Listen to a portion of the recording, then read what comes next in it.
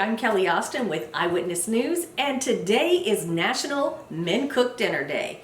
And of course, with the hours I work, I can't ever make dinner because I get home too late. But my man makes dinner every night. So every night for him is Men Cook Dinner Night. So let's get to it. What do you have on the menu for tonight? All right, so tonight we're making fried chicken, my version of it. First we're going to tenderize the chicken, and then we're going to bread it and put it in the skillet.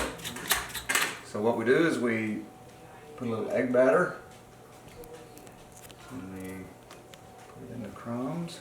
There's a couple of rules to this Men Cook Dinner Day. First of all, you have to use 4 ingredients, and a utensil other than a fork must be used to cook the meal. We're going to use eggs. 1, And breading. 2, And then salt and pepper. 3, and 4. Yep. All right. We're also going to make some asparagus.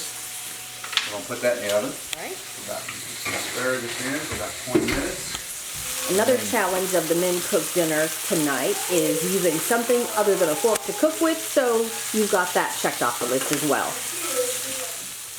Better than pizza.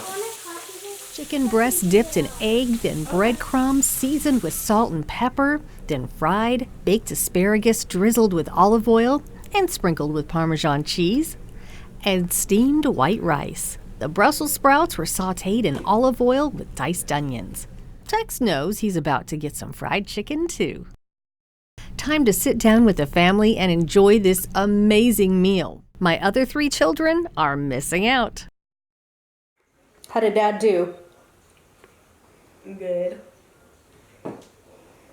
Mia? 2 thumbs up. All right. As for me, all I have to say is yum. Kelly Austin, TriStateHomepage.com.